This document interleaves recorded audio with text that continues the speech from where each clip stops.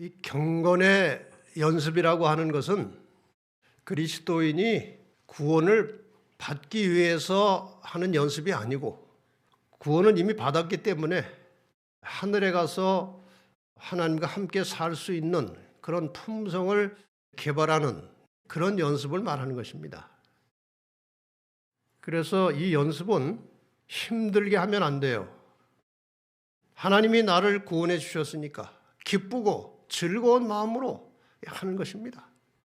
그렇게 연습을 해야 연습이 힘이 안 들어요. 그래서 일부에서는 세 가지 지난번 시간에 참신앙의 본질, 그리고 하나님의 주권, 하나님의 율법 세 가지를 공부했습니다. 오늘 2부에서 하나님의 성전, 그리고 하나님의 명령, 그리고 하나님의 능력, 이 주제로 좀 말씀을 드리겠습니다. 경건의 연습과 관련된 성경절을 다시 한번 보겠습니다. 디모데전서 4장 7절 8절 보면은 망령되고 허탄한 신화를 버리고 오직 경건에 이르기를 연습하라. 육체의 연습은 약간의 유익이 있으나 경건은 범사에 유익하니 금생과 내생에 약속이 있느니라. 우리가 이 육신의 건강을 위해서 여러 가지 운동을 합니다. 육체의 연습을 합니다. 유익이 있어요. 저도 이 건강을 유지하기 위해서 하는 것들이 여러 가지가 많아요. 그걸 안 하면은 몸이 이렇게 약해지고 그거를 계속 하면 유지가 되든지 조금씩 좋아져요. 그래서 육체의 연습을 합니다. 근데 그것보다 더 중요한 것은 경건의 연습이에요. 육체의 연습은 인생 사는 기간 동안 육신적 삶에 약간 도움이 되겠지만 경건의 연습은 영생과 관련된 것입니다. 그래서 이것이 중요한 거예요. 그 다음에 디모데후서 2장 5절에 보면 경기를 하는 자가 법대로 경기하지 아니하면 멸관을 얻지 못할 것이며, 일반 운동선수들이 운동할 때에 그 운동마다 규칙이 있어요. 규칙. 그 규칙대로 해야 돼요. 경기장에 나가서 규칙대로 안 하면은 저는 옐로 카드를 받는 거예요. 규칙대로 경기를 해야 되는 것이죠. 그렇다면 연습 때부터 규칙대로 해야 돼요. 연습할 때부터 그 운동 경기의 규칙을 따라서 연습을 해야 되는 것입니다. 그래야 경기장에 나가서도 규칙을 어기지 않고 반칙하지 않고 경기를 하는 것이죠. 경건의 연습의 규칙은 하나님의 말씀이에요. 이게 규칙이에요. 이게 원칙이에요. 요즘 많은 그리스도인 선수들이 힘든 연습을 잘 안 하려고 합니다. 그래서 교회에서 목회자들이 교인들에게 부담되는 설교를 잘 안 해요. 그냥 편안한 설교, 은혜스럽고 그냥 감동받고 아멘하는 설교, 그런 설교를 주로 하다 보니까 이 교인들이, 그리스도인들이 어떻게 살아야 되는지 규칙을 자꾸 잊어버리는 거예요. 그러니까 생활이 그리스도인답지 않고 세속화되는 것입니다. 이 말씀을 전할 때 우리가 물론 희망을 주고 용기를 주고 하나님의 은혜를 깨닫고 감사하고 그런 설교도 필요하고, 그 다음에 이렇게 하나님의 은혜로 구원받은 성도들이 하루하루를 어떤 원칙, 어떤 규칙에 의해서 그리스도인 생활을 해야 될지를 가르쳐주는 그런 설교도 필요한 거예요. 오늘 한 80세쯤 된 할아버지가 제 사무실에 방문을 왔어요. 충청도 덕산에서 일부러 여기까지 찾아왔어요. 어떻게 오셨습니까? 나이가 들면서 이제 신앙생활을 해야 될 것 같아서 여기저기 여호와의 증인도 가보고 또 장로교도 가보고 이렇게 교회를 여기저기 가봤는데 주변에 또 36을 나오기 때문에 옛날에 우리 재림교 친구들도 들어있고 해서 그 안식일 교회도 가보고 가보니까 마음에 별로 안 들더래요. 이분이 공부는 짧게 했지만 대화를 해보니까 굉장히 지각력이 있고 분별력이 있어요. 그래서 자기가 어릴 때 배우기는 7일 안식일을 예배하는 것이 옳은데 왜 이렇게 다 일요일 날 예배를 드릴까? 그게 궁금해가지고 제 7자를 몇 번 쳤더니 여기 진리의불 설교가 나오더래요. 진리를 쳐도 여기가 나오고 뭐 안식일 쳐도 여기가 많이 나와요. 그래서 설교를 들어보니까 다른 설교 들은 것하고는 전혀 다르더라는 거예요. 그래서 이제 관심이 생겨가지고 계속 설교를 듣다가 거기 가서 좀 필요한 책도 구하고 그 설교하는 목사도 한번 만나보고 그래야 되겠다. 그러고 올라온 거예요. 근데 그분이 이제 저하고 대화 중에 한 말씀이 이런 거예요. 왜 교회 가면 쉬운 설교만 하는지 모르겠어요. 좀 어려운 설교를 해야죠. 그래요, 할아버지가. 그게 무슨 뜻인가 했더니 교인들 마음에 부담되는 설교를 하나도 안 하고 교인들에게 편안한 설교만 한다는 거예요. 그걸 이분은 쉬운 설교라고 표현한 거예요. 그런 쉬운 설교 듣고 교회만 왔다 갔다 하면은 그 교회는 뭐하러 다닙니까? 교회를 다니면은 그래도 하나님 말씀을 잘 배우고 깨달아서 그거를 지키고 그런 걸 해야 그게 교회 다니는 거지. 그냥 가서 쉬운 설교 듣고 은혜 받고 교회만 왔다 갔다 하는 게 그 무슨 교회 생활입니까? 그런 질문을 하는 거죠. 그래서 제가 다시 한번 제 마음을 정리하고 설교를 바르게 제대로 해야 되겠다. 그런 생각이 들었어요. 그래서 그분이 다른 교회 다니기는 별로 마음에 아직 안 내키고 여기 온라인 예배를 드리겠다고 온라인 교인으로 등록을 하고 헌금도 일로 보내겠다고 하고 이제 전도할 책도 달라고 그래가지고 전도 책자를 잔뜩 담아줘서 가셨어요. 요즘 시대가 그렇습니다. 그래서 성경을 우리가 순종해야 될 말씀이고 문자 그대로 우리가 잘 지켜야 되는 말씀이라고 가르치면 세상 사람들은 이것을 근본주의자라고 이제 비판합니다. 앞으로 점점 더 그럴 것입니다. 그 다음에 교회 안에서도 극단주의자라는 말을 써요. 하나님의 말씀대로 바르게 실천하고 살자는 것에 대해서 안식일을 이렇게 철저하게 지키고 제대로 바르게 지켜야 된다. 음식을 이렇게 먹어야 된다고 성경과 증언의 말씀을 토대로 그 원칙을 제시하면은 극단주의자라는 말도 해요. 그만큼 이 교회가 수준이 떨어진 거예요.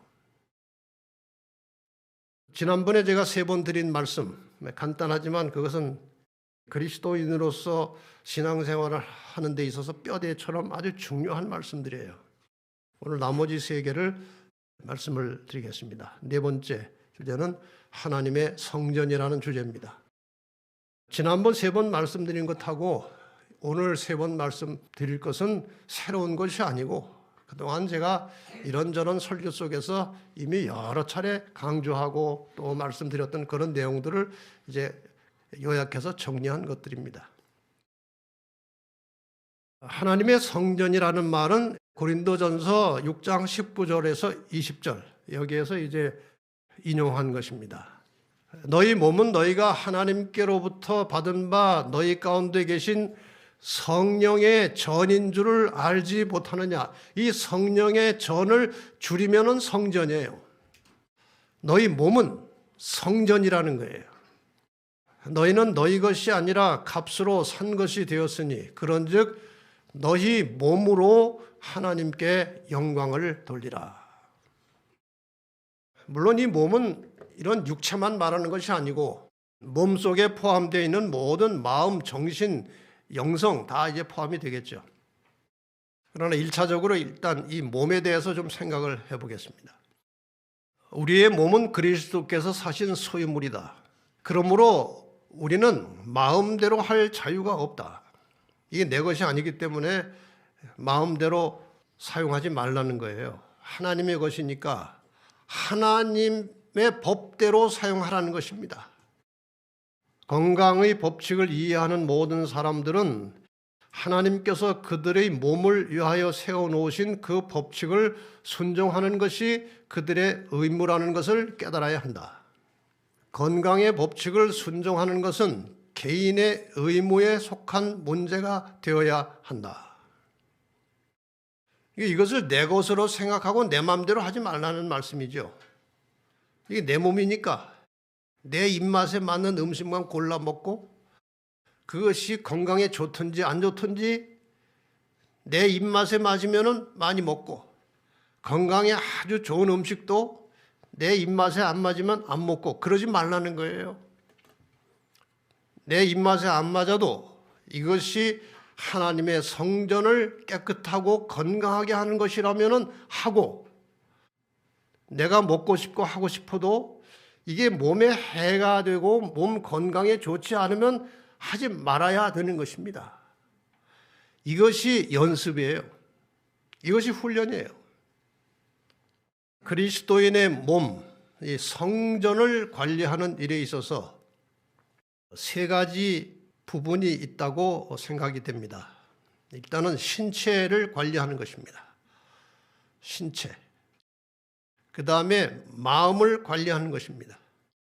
그 다음에 우리는 그리스도인으로서 우리의 삶을 지배하는 영성을 관리하는 것입니다. 영성. 이 세 가지의 관리에 대해서 하나님께서 여기에 법칙을 다 만들어 놓으셨어요.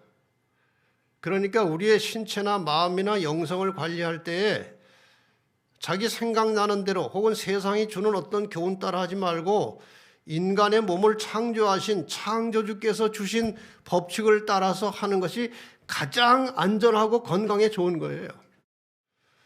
하나님께서 인간을 창조하셨기 때문에 이 인간의 마음 상태가 그다음에 이 사람의 먹거리가 어떠할 때 가장 이 몸이 최선의 최적의 상태를 유지할 수 있는지는 창조주가 아시는 거예요. 그래서 여기에 다 말씀을 해 놓으신 것입니다. 우리가 신체의 건강을 관리하는 데 있어서 가장 직접적이고 현실적인 것은 먹는 겁니다. 먹어야 사니까요. 저녁 식사 다들 하고 오셨습니까? 왜 하셨어요? 살려고. 살려면 먹어야 돼요. 하나님께서 인간이 범죄하고 타락하기 전에 무엇을 먹어야 할지를 명확하게 정해 놓으셨어요. 창세기 1장 29절에 하나님이 가라사대 내가 온 지면의 씨 맺는 모든 채소와 씨 가진 열매 맺는 모든 나무를 너에게 주노니 너의 식물이 되리라. 여기 고기가 포함되어 있지 않습니다. 여러분이 아시는 대로 이 사람이 고기를 먹기 시작한 것은 노아 홍수에 의해서 모든 식물이 쓸려져 나가고 먹을 것이라고는 방주에 들어간 동물밖에는 없는 거예요. 하나님께서 이것을 미리 내다보시고 그 동물들이 다 종류별로 때를 지어서 방주에 들어갈 때에 부정한 동물은 한 쌍, 암수 한 쌍, 정결한 동물은 7쌍씩 들어갔다는 사실을 여러분이 아시죠? 이유가 뭡니까? 일단 다른 정결치 못한 일반 짐승들의 종족을 유지시켜 나가려면 번식시켜 나가려면 암수 한 쌍은 있어야 되니까 그건 기본이고 7쌍씩 정결한 짐승 뭐 양이나 소나 사슴이나 이런 채식하는 그런 깨끗한 짐승들이 7쌍씩 들어간 것은 홍수가 끝난 다음에 먹을 식물이 없으니까 그 깨끗한 짐승을 잡아서 잠시 동안 먹도록 하기 위해서 하나님께서 그렇게 허락하신 거예요. 그렇게 들어간 거예요. 그러면 상식적으로 생각해 볼 때 이제 얼마의 세월이 지난 다음에 밭에서 많은 식물들이 소출이 나오는 겁니다. 그러면은 고기는 그만 먹고 식물을 다시 먹어야 돼요. 근데 고기 맛을 본 사람들이 그게 맛있거든요. 죄인의 입에. 그러니까 고기를 계속 먹게 된 거예요. 하나님께서 이스라엘 백성들을 애굽 땅에서 인도해 내셔서 광야에 나오게 인도하신 다음에 고기 안 주셨습니다. 원래 만나를 통해서. 그 만나가 인체의 모든 영양소를 한꺼번에 포함하고 있는 최고급 영양제예요. 그거면 충분했어요. 근데 나중에 이제 고기 달라고 아우성아우성해서 하나님께서 메추라기를 보내가지고 그 메추라기 먹고 많이 죽었죠. 어쨌든 하나님의 뜻은 이 고기를 먹지 않는 거예요. 왜냐하면 우리 몸 자체가 고기 먹고 살게 돼 있지 않는 거예요. 뭐 여러분이 아시듯이 우리의 치아 구조는 채식 동물의 치아 구조와 똑같습니다. 이 고기를 먹는 사자나 호랑이나 이런 사나운 짐승들은, 고기를 뜯어먹는 짐승들은 이 송곳니가 발달되어 있어요. 고기를 뜯어야 되니까. 근데 초식 동물들은 송곳니가 발달되어 있지 않고 이 꼭꼭 씹어야 되니까 어금니가 발달되어 있어요. 그 사람의 이 치아 구조는 초식 동물의 구조예요. 여기에 대해서 우리 음식물에 관한 권면에 이런 말씀이 나와 있어요. 아담과 하와는 식욕의 부절제로 타락하였다. 그리스도께서 오셔서 사탄의 가장 심한 시험을 견뎌내셨으며 또한 인간을 위하여 식욕을 정복하셨다. 40일 금식하신 다음에 첫 번째 시험이 사탄이 와가지고 돌을 떡으로 만들어 먹으라는 식욕의 시험이었어요. 그것을 정복하셨습니다. 그리하여 인간도 이길 수 있음을 보여주셨다. 예수님은 인성을 쓰시고 40일 금식한 후에 다가온 첫 번째 식욕의 시험을 정복하셨어요. 그러니까 우리도 할 수 있음을 보여주셨다는 뜻입니다. 아담은 비록 식욕 때문에 타락하고 행복한 에덴을 상실했지만 아담의 후손들은 그리스도를 통하여 식욕을 정복하고 모든 일에 절제함으로 에덴을 회복할 수 있다. 이 에덴을 회복한다는 말은 다시 우리가 하나님과 함께 살 수 있는 상태를 말하는 거예요. 식욕을 정복한 사람들이 에덴을 회복할 수 있다고 하신 말씀, 상당히 중요한 말씀이에요.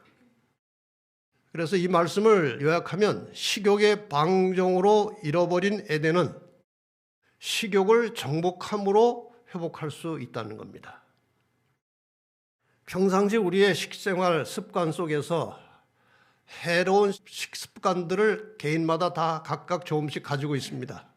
그리스도인에게 해로운 식습관 몇 가지. 과식은요 육식보다 안 좋다고 그랬어요. 위에 엄청난 부담을 준다는 것입니다. 어쨌든 과식하지 않는 게 좋습니다. 맛있다고 많이 먹고 배가 불러가지고 잘 일어나지도 못하고 허리띠를 이렇게 풀어내고 그렇게 하면 안 되고 적당한 양을 먹는 것입니다. 육식, 폭식, 한두 끼 굶다가 한꺼번에 그냥 많이 먹어대는 폭식이라고 해요. 그런 걸. 그다음에 간식, 밥과 밥 사이에 먹는 간식도 아주 몸에 안 좋아요. 왜냐하면 몸속에 음식물이 들어가면요 사람마다 차이가 있지만 최소한 4시간은 지나야 다 소화가 되는 거예요. 4시간 되기 전에 자꾸 뭘 넣으면요 위가 말을 할 수 있다면 이 주인 참 한심하네. 아니 나도 좀 쉬어야지. 뭐가 이게 아직 먼저 들어온 것도 소화가 안 되는데 또 뭘 집어넣으면 내가 어떻게 하란 말이야? 뭐 이렇게 말할 거예요. 그러니까 그리스도인은 식사와 식사 사이에 간식은 하지 않는 게 몸에 좋은 거예요. 그다음에 속식, 빨리 먹는 거예요. 어떤 사람은 밥을요 5분이면 다 먹어줘. 5분. 먹고 어디 가서 뭘 하려고 하는지 그렇게 빨리 먹어줘. 밥은 천천히 먹어야 돼요. 식사하는 시간이 최소한 30분 이상은 돼야 됩니다. 그리고 천천히 먹는 방법이 여러 가지가 있는데 그 중에 하나가 입에 음식이 들어있을 때 또 집어넣지 말아야 돼요. 다음 숟가락을 넣을 때는 입이 비어 있어야 된다는 말이에요. 다 씹어서 삼키고 나서 또 집어넣으란 말이에요. 아직 뭐 반도 안 내려갔는데 또 집어넣고 또 집어넣고 그러면 안 돼요. 그럼 천천히 못 씹어요. 빨리빨리 씹어야 되니까요. 뭐 저도 그렇게 빠른 식사 습관은 아닌데 이 천천히 먹으려고요. 여러 가지 연습을 했어요. 연습. 그래가지고 어떨 때는 밥을 먹고 숟가락을 들고 있지 않고 밥그릇에 올려놔요. 그리고 다 씹어서 먹고 그 다음에 숟가락 들고. 어떨 때는 밥을 그 초기에는 그렇게 됐어요. 밥을 떠서 먹고요. 여기서 뭘 자꾸 또 집어먹으니까 숟가락 놓고 이렇게 거실에서 이렇게 한 바퀴 돌아요. 연습을 해야 돼, 연습. 어쨌든 빨리 먹으면 안 돼. 천천히 최소한도 한 40번, 50번 이상 씹고 아주 잘하는 사람은 100번 씹는 거예요. 이것이 품성 변화에도 관계가 있다는 사실을 아셔야 돼요. 이게 오래 씹는 데는 무한한 인내가 필요하거든요. 참을성이 있어야 되고 그게 다 품성 개발에도 도움이 된다고 되어 있어요. 우리 재림교인들 식습관 제가 분류를 해보니까 여러 가지예요.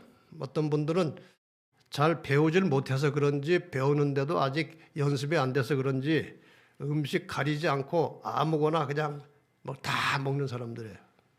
저희 교회에서는 성경을 기준으로 해서 육류 중에서 먹어야 될 것, 먹지 말아야 될 것, 생선 중에서 먹어야 될 것, 먹지 말아야 될 것 이런 것들이 다 성경 기준으로 구분이 되어 있잖아요.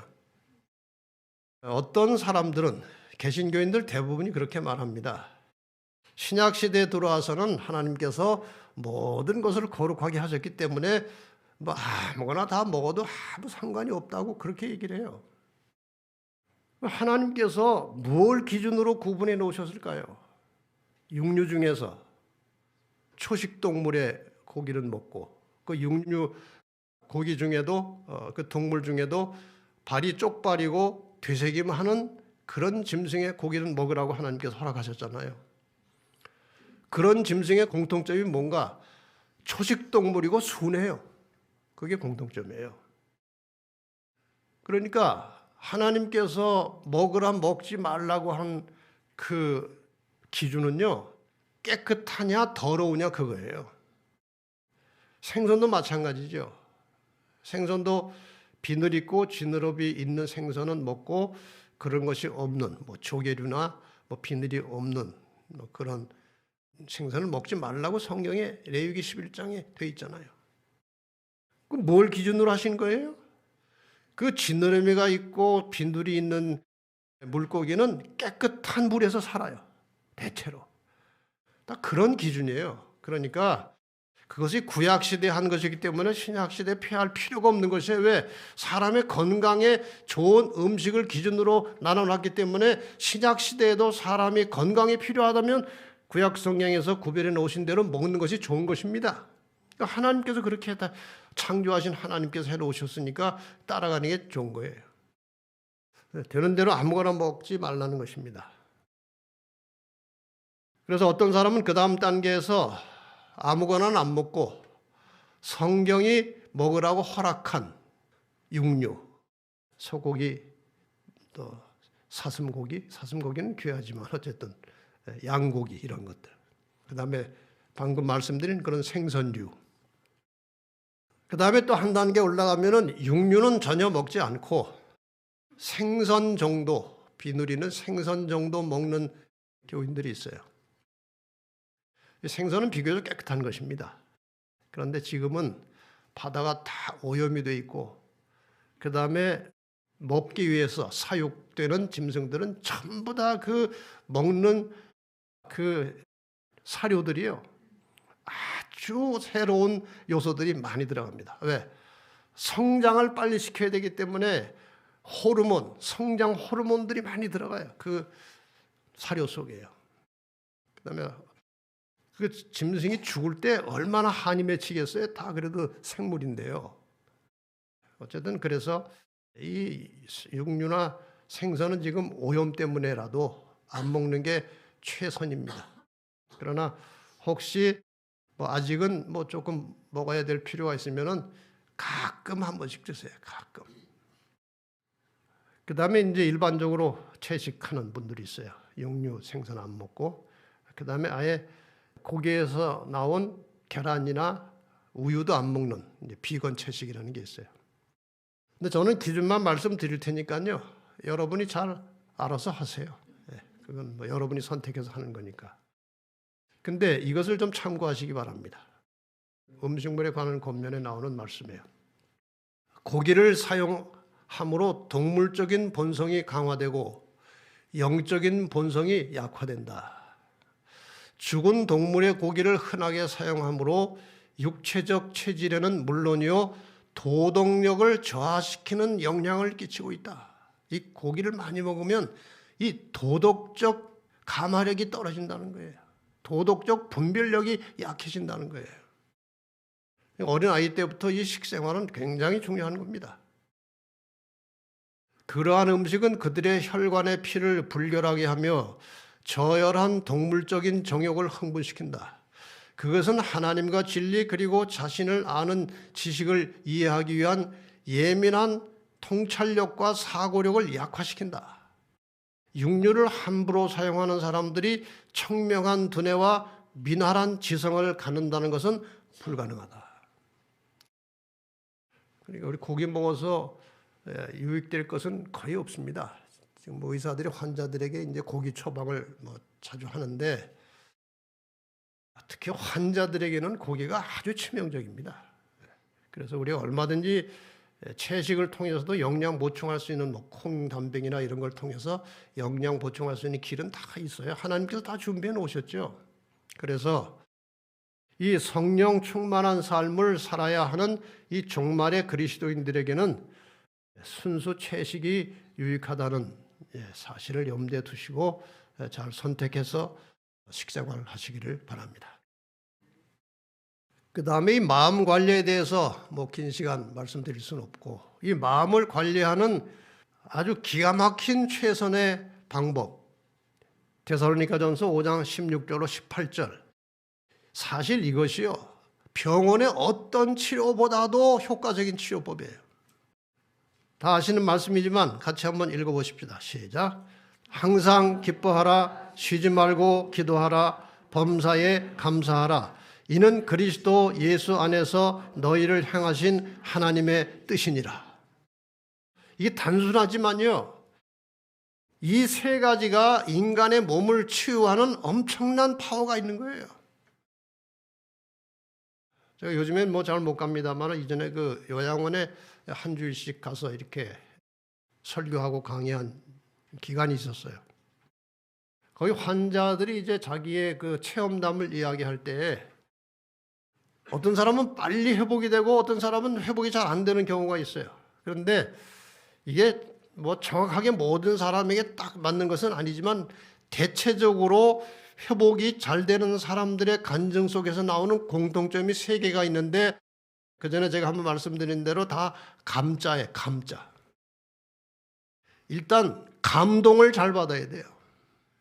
설교할 때 마음속에 진심으로 감동되는 부분이 자꾸 느껴지면요.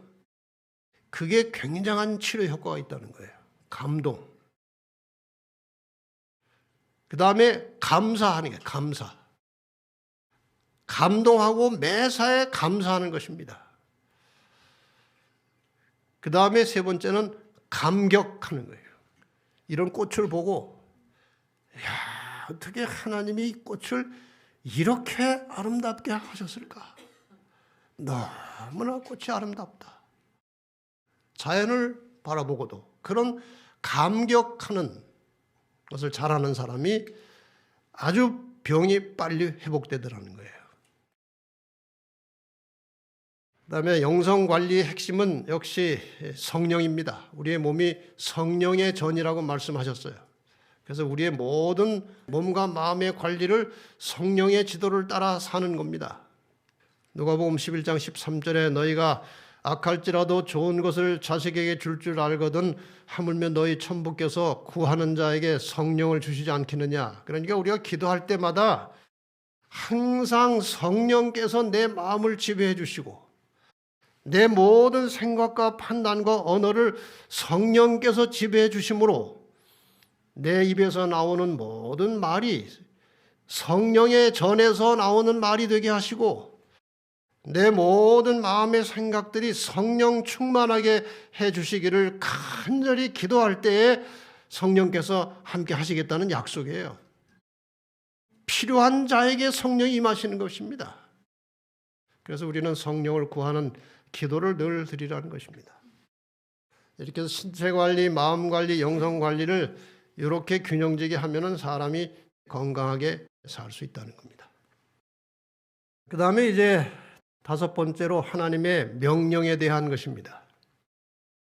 마태복음 28장 19절 20절에 보면은 그러므로 너희는 가서 모든 족속으로 제자를 삼아 아버지와 아들과 성령의 이름으로 침례를 주고 내가 너희에게 분부한 모든 것을 가르쳐 지키게 하라. 이게 하라가 명령형이에요. 그러니까 전도는 우리가 그리스도의 군사로서 해도 되고 하면 좋고 안 해도 되는 것이 아니고 이것은 우리가 그리스도의 군사로서 우리의 사령관이신 예수님의 명령이에요. 우리 선택의 여지가 없는 것입니다. 그래서 우리는 이 명령에 의해서 늘 복음을 전하는 정신을 가지고 간접적으로 직접적으로 복음 전하는 일에 동참을 해야 된다는 것입니다. 가정과 건강 책에 보면은 모든 진실한 제자는 한 사람의 선교사로서 하나님의 나라에 태어난다. 그는 구주를 알게 되자 즉시 다른 사람들에게 그분을 알려주고자 열망한다. 요즘 사람들이 전도하기 어렵다는 말을 참 많이 하는데 요즘처럼 전도하기 쉬운 때가 없어요. 자기가 동영상 하나 탁 틀어보고 이 말씀은 누구에게 필요하다. 그럼 손가락 몇 개만 움직이면 전도가 되는 거예요. 얼마나 쉬워요. 그 다음에 서적들이 얼마나 많습니까? 그 서적들 하나 챙겨가지고 그 봉투에 넣어서 이렇게 편지를 하나 넣으면 더 좋고 아니면 주소 써가지고 보내고 그 이 앞에 우리 교회 입구에다가 전도 책자 10권 하고 그 책자를 담아서 집어넣어서 보낼 봉투까지 다 놨어요. 얼마나 전도하기 좋아요. 다 준비되어 있어요. 그러니까 항상 이 선교 정신을 가지고 전도하는 행동이 필요해요. 정신만 필요한 것이 아니고. 왜냐하면 전도를 함으로 자기가 성장하는 것입니다. 이 전도는 자기 성장에 굉장히 중요한 거예요. 참으로 거듭난 사람은 그 심령이 하나님의 사랑으로 가득 차 그가 소유한 기쁨을 다른 사람들에게 나누어 주고자 열망할 것이다. 자, 그럼 다시 정리하겠습니다. 전도는 왜 해야 되느냐? 첫째, 주님의 명령입니다. 너희는 온 천하에 다니며 만민에게 복음을 전파하라. 우리 사령관의 명령이에요. 그 다음에 두 번째, 파수꾼의 양심이라고 되어 있어요.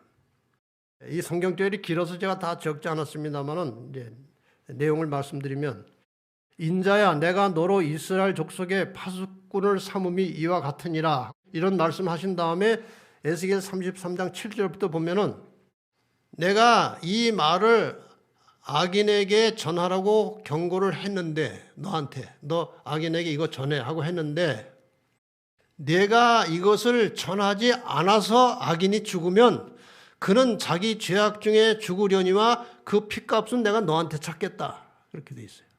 그 다음에 내가 너한테 이것을 악인에게 전하라고 했을 때 내가 가서 전했는데 그가 듣지 않아서 멸망하게 되면 그건 자기 죄 중에 죽으려니와 너는 내 생명을 보존할 것이다. 그렇게 돼 있어요.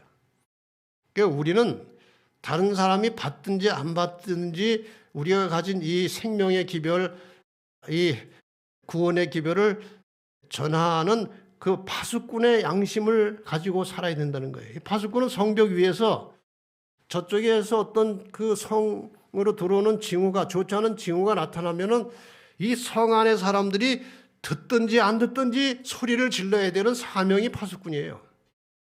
그러므로 우리가 가지고 있는 이 사명, 이 굉장히 중요한 메시지를 듣든지 안 듣든지 전할 사명이 우리에게 있다는 것이죠. 그 다음에 이 전도를 하는 것은 품성과 관련이 된다고 여러 번 말씀하셨어요.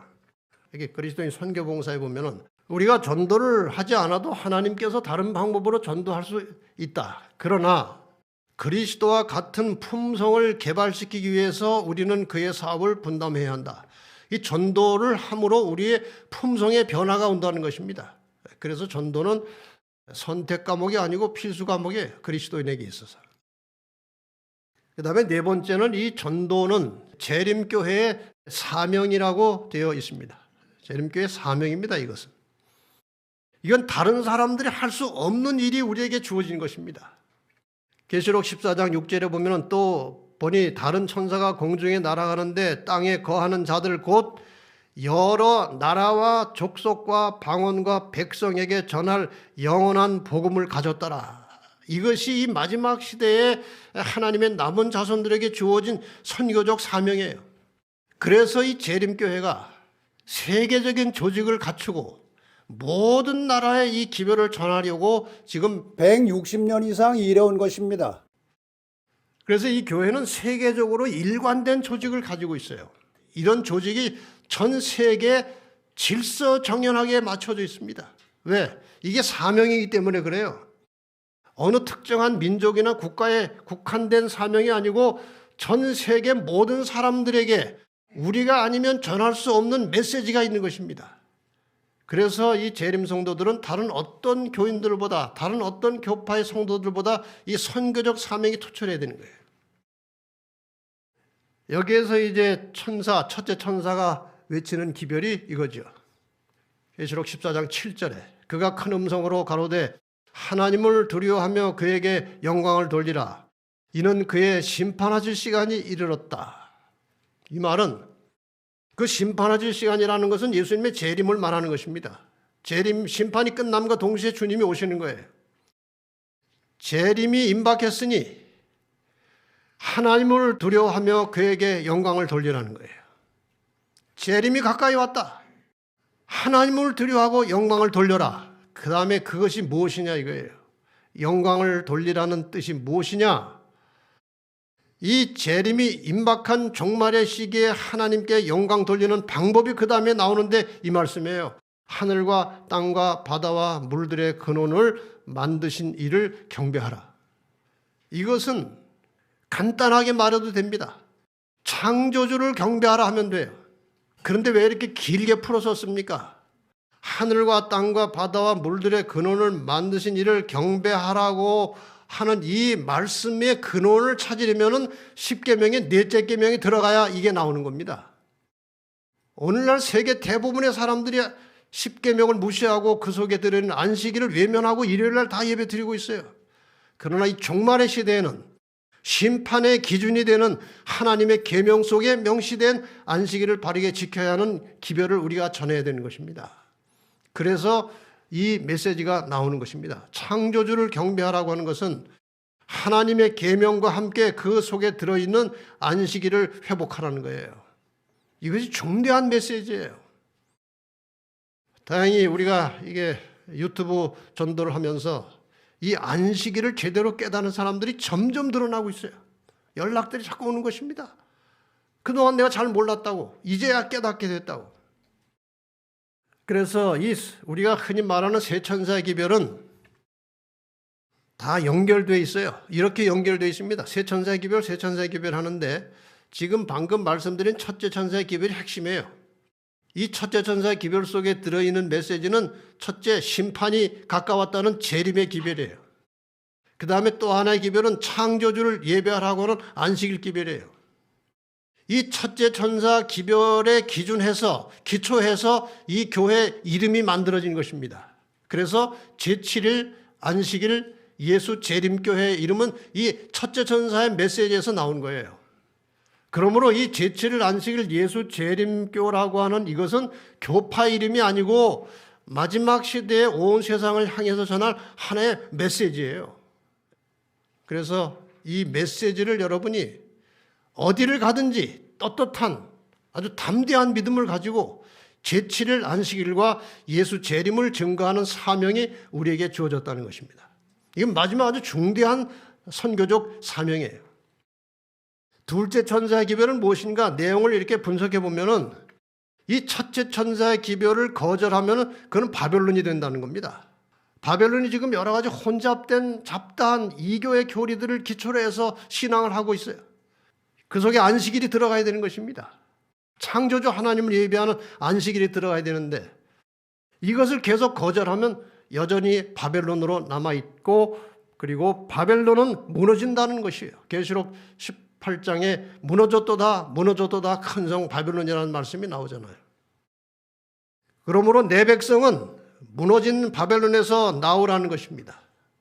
이것이 둘째 천사의 메시지예요. 이렇게 나오라고 하는데도 바벨론에서 나오지 않고 머물러 있으면 결과적으로 짐승의 표를 받게 된다는 거예요. 그리고 짐승의 표를 받게 되면 셋째 천사 기별 마지막 부분에 보면은 영원히 멸망당할 것이라고 되어 있어요. 짐승의 표를 받으면.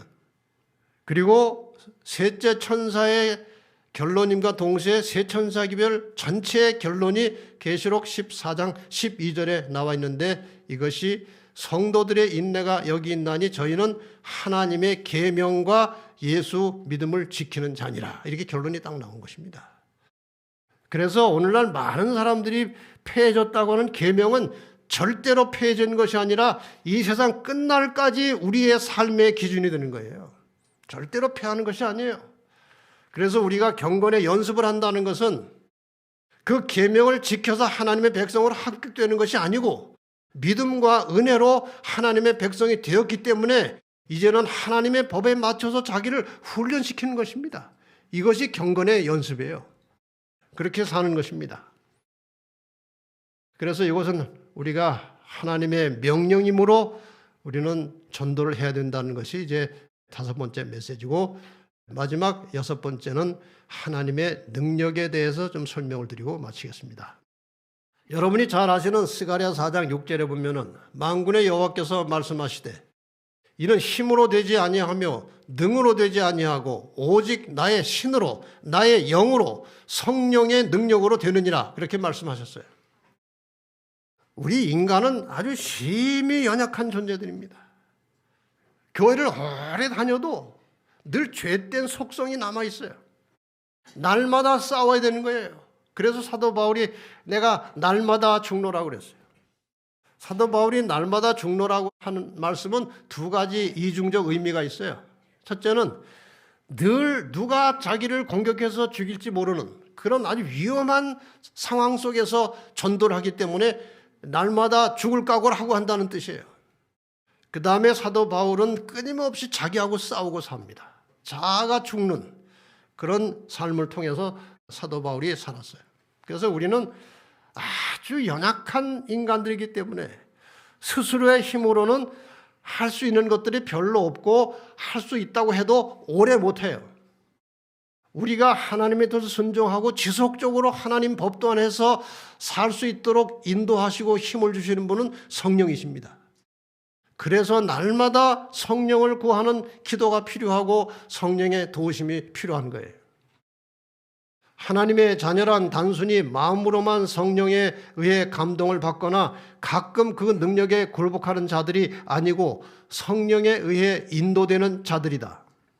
그대는 그리스도를 따르는 자가 되기를 원하지만 어떻게 시작할지 모르고 있는가? 그대는 암흑 가운데서 빛을 어떻게 찾을지 모르고 있는가? 그대가 가지고 있는 빛을 따르라. 하나님의 말씀에 대하여 알고 있는 것에 순종하려는 마음을 가지라. 하나님의 능력과 그분의 생명은 그분의 말씀 가운데 있다. 이것이 우리의 경건의 연습의 다 규칙들입니다. 이것을 순종하는 것은 인간의 의지와 힘으로 불가능하다는 거예요. 그래서 말씀을 늘 살피고 깨달음이 오면 이 말씀을 순종하고 따를 수 있는 능력을 달라고 기도하는데 그 기도의 핵심이 성령을 구하는 기도라는 거예요. 그래서 성경에 보면은 이 성령에 대한 약속의 말씀이 여러 구절 나오는데 몇 구절만 보면 이런 것입니다. 내가 아버지께 구하겠으니 예수님께서 하신 말씀이에요. 그가 또 다른 보혜사를 너에게 주사 영원토록 너희와 함께 있게 하시리라. 요한복음 14장 16절이에요. 주님은 항상 성령을 통해서 우리와 함께 존재하고 계십니다. 그런데 우리가 그것을 받아들여야 돼요. 우리의 마음을 열고 간절한 심령으로 성령의 도움을 구하면 성령께서 우리와 함께 하시겠다는 그런 약속이에요. 사도행전 1장 4절. 예루살렘을 떠나지 말고 내게 들은 바 아버지의 약속하신 것을 기다리라 그랬어요. 뭘 기다리라는 거예요? 뭘 약속했어요? 성령을 보내겠다고 약속하셨어요. 그래서 예수님께서 하늘로 가시기 전에 너희가 어디 멀리 가지 말고 여기 함께 예루살렘에 모여가지고 약속하신 것이 임하도록 기다리라고 한 것이 성령을 기다리라는 거예요. 성령이 너에게 임하시면 너희가 권능을 받고 예루살렘과 온 유대와 사마리아와 땅끝까지 이르러 내 증인이 되리라. 이게 다 성령에 의해서 앞으로 살라는 예수님의 권고의 말씀이에요. 그래서 제자들이 그렇게 했습니다. 모여가지고 기도하고 날마다 기도하고 드디어 예수님께서 하늘로 가신 지 열흘째 되는 날이에요. 오순절이 왔어요. 사도행전 2장 1절로 4절에 보면은 드디어 약속하신 성령이 임하시는 장엄한 장면이 벌어지는 것입니다. 오순절 날이 이름에 저희가 다 같이 한 곳에 모였더니 호련히 하늘로부터 급하고 강한 바람 같은 소리가 있어 저희 앉은 온 집에 가득하며 불의 혀같이 갈라지는 것이 저희에게 보여 각 사람 위에 임하여 있더니 저희가 다 성령의 충만함을 받고 성령이 말하게 하심을 따라 다른 방언으로 말하기를 시작하니라. 이때 마침 오순절 날이기 때문에 여러 다른 지역에 다른 나라에 퍼져 있던 유대인들이 다 예루살렘에 모였어요. 그게 하나의 큰 절기였습니다. 근데 각각 방언이 다른 거예요. 나라 말이 달라요. 이 때는 굉장히 중요한 시기예요. 그리스도의 복음을 신속히 온 세상 모든 나라에 전하는 데 있어서 이처럼 중요한 타임이 없어요. 여러 나라에 흩어져 있던 유대인들이 다 모였거든요. 그들에게 예수님의 십자가 보험과 구원의 소식을 전해야 되는데 언어의 능력이 없잖아요. 그래서 방언의 능력이 이때 처음 나온 거예요. 제자들이 막 복음을 전하는데 그 듣는 사람들이 자기네 나라 방언으로 다 듣는 거예요. 그래서 복음을 듣고 그 사람들이 자기 사는 각처로 돌아가서 복음을 전하게 된 것입니다. 이것이 하나님의 섭리였어요.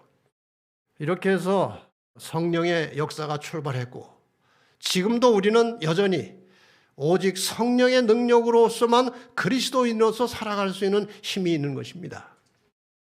그래서 성령으로 거듭난 사람은 어떻게 사느냐? 요한복음 14장 17절에 저희는 진리의 영이라 세상은 능히 저를 받지 못하는 이는 저를 보지도 못하고 알지도 못함이라. 그러나 너희는 저를 아나니 저는 너희와 함께 거하시며 또 너희 속에 계시겠습니다. 예수님은 오셔서 우리 곁에 계셨어요. 그런데 성령은 오셔서 우리 속에 계시겠다고 말씀하셨어요. 성령이 우리 속에 계심으로 우리가 성전이 된 것입니다. 로마서 8장 9절 만일 너희 속에 하나님의 영이 거하시면 너희가 육신에 있지 아니하고 영에 있나니 누구든지 그리스도의 영이 없으면 그리스도의 사람이 아니라. 그만큼 중요한 것입니다. 이 성령은 그만큼 중요한 거예요. 너희에게 성령이 없으면 그리스도의 사람이 아니라는 거예요. 로마서 8장 13절과 14절에 너희가 육신대로 살면 반드시 죽을 것이로되 영으로서 몸의 행실을 죽이면 살리니 무릇 하나님의 영으로 인도함을 받는 그들은 곧 하나님의 아들이라. 우리가 성령의 인도를 따라 살 때 하나님의 자녀로서의 신분을 유지하는 것입니다. 여기 이 말씀을 좀 설명을 하고 마칩시다. 우리의 경험 어느 지점에서도 우리의 첫 출발을 가능하게 했던 그 도심이 없이 지낼 수 없다.